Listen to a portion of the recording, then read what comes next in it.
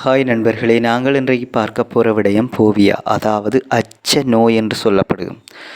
அச்சம் என்பது பொதுவாக மனிதராக பிறந்த எல்லோருக்கும் இருக்க வேண்டியதுதான். அது ஒரு அளவு கடந்த நிலைக்கு செல்லுகின்ற போதுதான் அது ஒரு நோயாக பரிணமிக்கின்றது. அந்த வகையில் முதலாவது போவியா என்பது என்ன?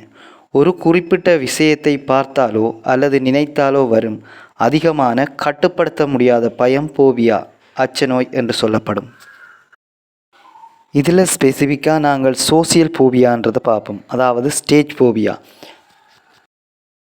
சிலருக்கு மேடை பேச்சுக்கள் அல்லது மேடையொன்றின் மீது ஏறி தனது கருத்துக்களை வெளிப்படுத்துதல் போன்ற செயற்பாடுகளின் போது அதீத பயம் காணப்படும். இந்த நிலையே ஸ்டேஜ் போபியா என்று அழைக்கப்படுகிறது. ஸ்டேஜ் போபியா ஏற்பட்ட ஒருவருக்கு என்னென்ன மாற்றங்கள் நிகழும்? படபடப்பு, பயம், அதிகளவான வியர்வை மற்றும் பல்வேறு பட்ட பிரச்சனைகள் காணப்படும். அத்துடன் கைகால் நடுக்கமும் ஓர் அறிகுறியாக காணப்படும்.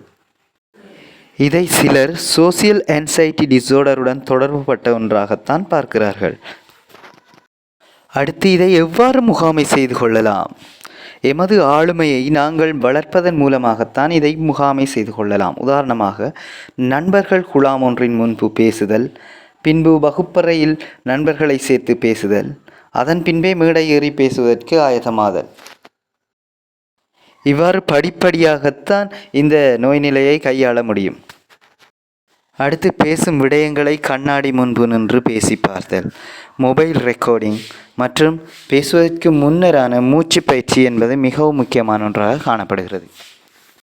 இப்படி பல்வேறுபட்ட நுட்பங்களை பயன்படுத்தி ஸ்டேஜ் போபியாவை கையாள முடியும் என்பது எந்தவித ஐயமும் இல்லை.